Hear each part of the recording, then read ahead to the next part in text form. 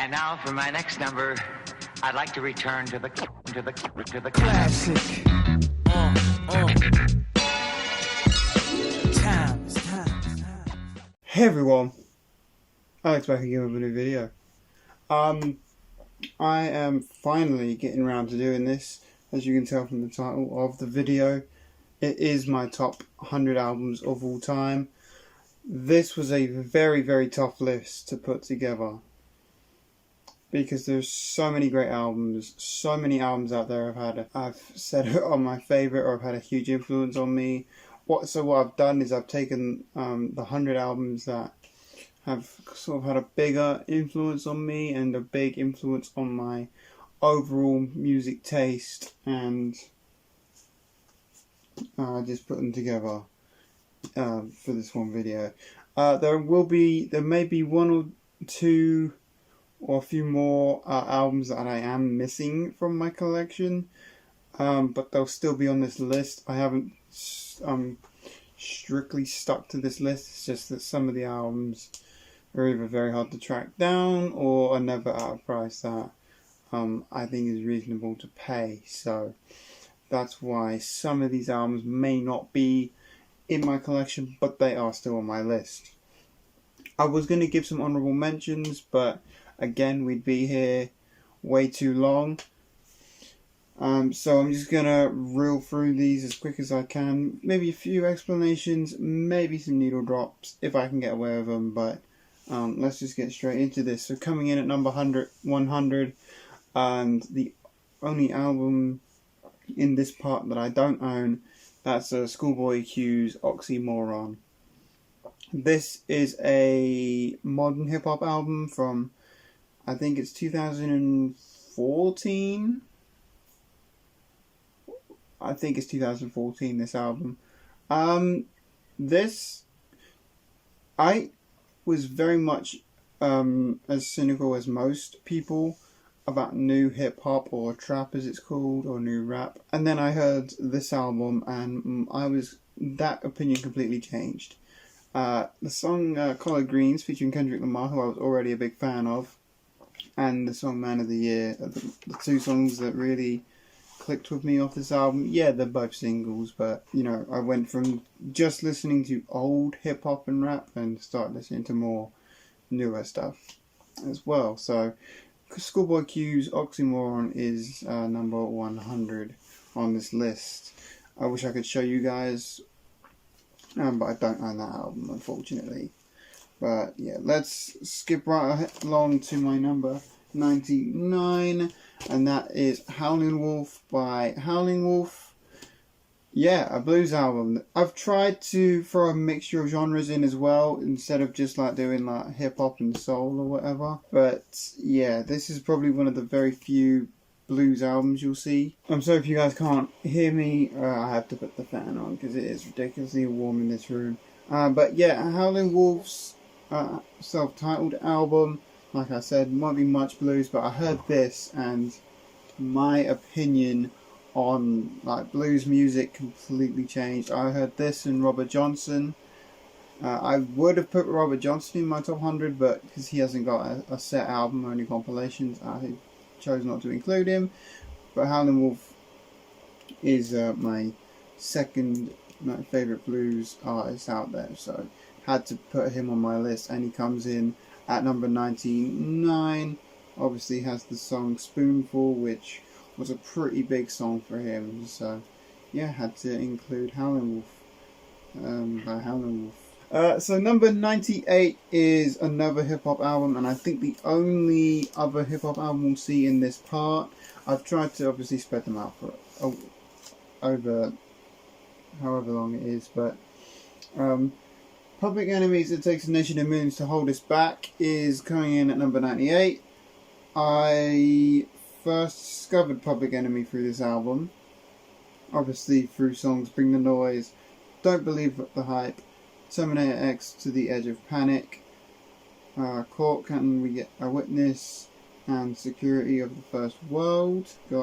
Just basically this entire album from front to back. The only reason it's not any higher is because there is another album from them I prefer that I'll talk about in a later part of the video. Spoilers. But yeah, Public Enemy's It Takes a Nation of Millions to Hold Us Back from 1988. Basically, I've listened to this when I was just getting into hip hop for the first time. I had just discovered NWA. I discovered Public Enemy, and I really liked what I heard. And this is sort of this to me was my version of punk music. So that's why I liked it a lot, because it wasn't like the hip hop I knew, but it wasn't like the punk music that I was not a fan of really. So sort of a mixture of the two. I was happy at that. But yeah, Public Enemy's It Takes a Nation of Millions to Hold Us Back comes in at number 98. Alright, number 97 is something very, very different to the last album I showed you, and that's David Bowie's Heroes album. Oh God, what a difference. I know, quite a difference. We go from hip hop to, well, David Bowie. I was never really a big fan of David Bowie, and until about 2016 when I went to a live concert round the corner, or a festival I should say, and there was a band on and they covered Heroes by Bowie, and that turned me into a fan and I wanted to know more. So I tracked this album down, I tracked down the rest of his stuff, and now I am a big fan of Bowie. I'm not like one of those fans who goes out and gets everything by Bowie, just the stuff I like, but this album definitely paved the way for me into becoming a much, much bigger Bowie fan than I used to be. And the funny thing with this one is it's actually got a personalised message on the back. To David, with love, Christine. With about 4 or 5 different kisses. I don't know about you guys, but I really like stuff like that. Personalised messages on albums. It's what attracted me to this particular copy of the album. But yeah, David Bowie's Heroes, like I said, wasn't a huge fan, and this album changed all of that. So David Bowie's Heroes is at number 97. 96, again jumping to a completely different genre here. Frank Sinatra, Songs for Swinging Lovers. Don't worry, this is probably the only Frank Sinatra album you'll see on this list. I don't really know what to say about this one because it's Frank Sinatra. He's very hit and miss, but I listened to this album and I was just blown away by everything. So yeah, I got into more vocal jazz because of this album, and because it's got the songs like Making Whoopee and Love Is Here to Stay, Old Devil Moon, and Too Marvelous for Words and things like that. So very, very good album. Absolutely adore this Frank album, and because of this I am into a lot more vocal jazz than I usually would be. So yeah, I gave that album a chance just on a whim and I fell in love immediately. At 95, again something very, very different. It's Arcade Fire's The Suburbs. I had already checked out their album Everything Now, and I adored that album at the time, and I was trying to get more of their stuff. And then when I found this original copy, I bought it on a whim, and this was like my new favourite from them out of their entire discography. Yeah, I was still discovering them at the time, but I don't know, I really liked what I heard on this album. Not a bad song. And of course from here I got into more Arcade Fire, I got into more indie rock outside of like Arctic Monkeys, who I was already listening to. So yeah, you're gonna see a recurring theme here. Like everything has sort of paved the way into me liking something else. But yeah, The Suburbs by Arcade Fire, very, very good album. Some parts are very rocky, some parts are very acoustic, some parts are heavily synth based. So it jumps back and forth, but it's a very, very solid album from them, and one that, you know, I just cannot get enough of whenever I'm in the mood for Arcade Fire. This is my go-to, so had to, yeah, 95, Arcade Fire. At number 94, I have the first soul album of the list, and that's Will Downing, his self-titled album from 1988. A bit like Public Enemy. This album has a lot of great songs on it, from Do You to Sending Out an SOS. I love Supreme, which is his tribute to John Coltrane on this album. Very, very good album. I remember getting this and then like straight away, like, around about Christmas time, because I remember specifically I was wrapping everybody's Christmas presents with this on in the background. I know it's not a Christmas album, but I really wanted to listen to this, and I think I got distracted more by this album than wrapping people's presents, because this album had finished by the time I was done wrapping, way before I was done wrapping everyone's presents. So that just shows you the impact I have. But yeah, Will Downing's first album, very, very good. I'm going to say R&B, because it's more R&B, more upbeat than most soul typically tends to be, or what you think of when you think of soul. But yeah, R&B, Will Downing, very, very good. He's got a nice sounding baritone voice, and you don't hear that too often anymore. Obviously, like Barry White, you had Lou Rawls, Will Downing, Gregory Porter. He's the type of baritone voice that you still hear about, but Will Downing, yeah, he's just done a covers EP, as a tribute to baritone singers. I know I'm rambling on a bit here, but what I'm trying to get at is Will Downing's got a great voice, and to the songs that are on this album, it really does work well. So Will Downing's self-titled debut comes in at 94. At 93, again, something very different. You'll notice a recurring theme here of jumping back and forth between so many different genres. Can't help it, I love my music. But 93 is Black Sabbath's Master of Reality. What an album this is. You've got, what is the big song on here? Sweet Leaf, I think? What? What is the big song on there? You've got a big song on it. What is the big song on there? I couldn't remember. I think it's Solitude or Sweet Leaf or something like that. But this is one of my pride and joys in my collection, because this is my OG UK press on Vertigo. Just a shame it's missing the poster. Black Sabbath's Master of Reality. I do love the first 4 Black Sabbath albums, and out of them I probably would say this is my favourite one, just because of the impact it had when I first listened to it. My jaw dropped, and because of this Black Sabbath, I'm into a lot more heavy metal than I would usually be. I don't play that much of it, but Black Sabbath is one heavy metal band that even if I'm in the mood for some heavy metal, Black Sabbath or even Ozzy Osbourne solo stuff, I tend to lean towards a bit more. And well, this is my go-to. So Black Sabbath's Master of Reality comes in at 93. At 92, we've got a little bit of new wave here. This is China Crisis's What Price Paradise. Now, if you don't know the story already, which I think I've said it before on a video, I'll explain it again.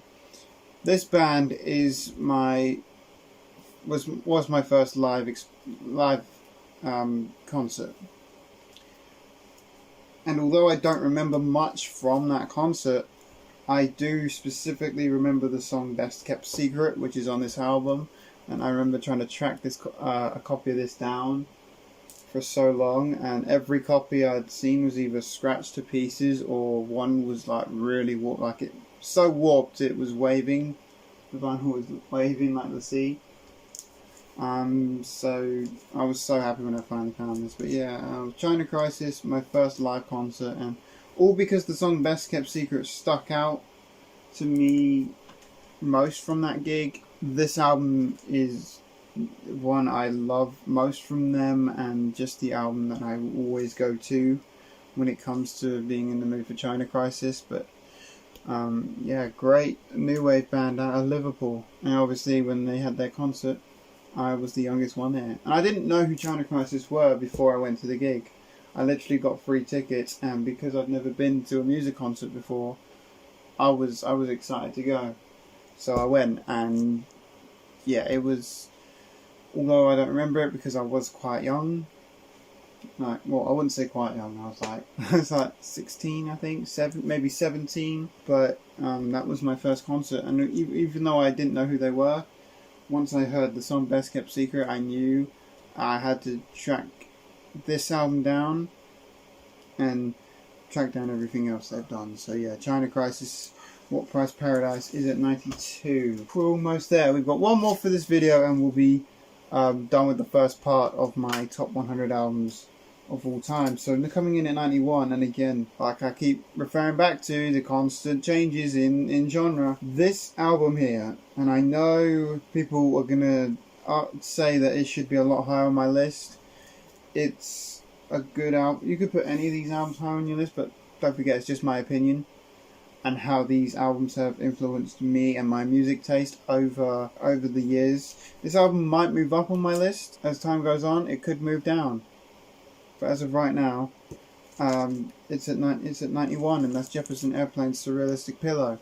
I love this album. This is what got me into more psych than it does normally, because it's got Somebody to Love on here, which was their big track, and then White Rabbit as well. But this is definitely a very, very good album. Enjoy listening to it, and it's the reason I'm into psych, but I'm not that into psych, so that's why it's not that high up on my list. It's a great album, do not get me wrong, it's definitely a classic from them, but as far as influence on my actual taste goes, it had somewhat of a big taste because it still widened my taste a bit more, but not enough to put this album any higher. Does that make sense? Yeah. Does that make sense? Yeah. Surrealistic Pillow by Jefferson Airplane. I do want to get more of their stuff on vinyl. I will track it down, but for now this is the one that I do have from them. 91. Surrealistic Pillow by Jefferson Airplane, originally from 1967. Fantastic album, one I always recommend to people first when they want an introduction into psych. That's my pick for number 91, is a Surrealistic Pillow by Jefferson Airplane. So guys, thanks so much for tuning back into the channel. Hopefully we can do this, you know, I want to get one of these videos out to you guys a week, so you're not waiting too long to get these videos coming your way. I will do one of these a week, so come back every Sunday and you can see more of these videos. I'm going to say Sunday, so it's on video, now I have to do it. That's going to do it for this video, guys. Thanks so much for tuning in. If you enjoyed, give it a thumbs up, subscribe if you're new here. You should definitely do that. You should definitely do that, and you should subscribe to my girlfriend's channel because there's great stuff on there. Thanks. You should subscribe to our joint channel because there's even better stuff on there. Yes, there is. I agree. And you should also leave your, if you've got a top 100 list or your 10 through 91, you should definitely leave that in the comments, and we can have a nice, lively but yet friendly discussion. But yeah, I'll leave links to all our channels down in the description. Follow me on my Instagram, same name as the channel, but I'll leave a link down there anyway. And with all of that said and done, I'll see you guys again very soon. Peace.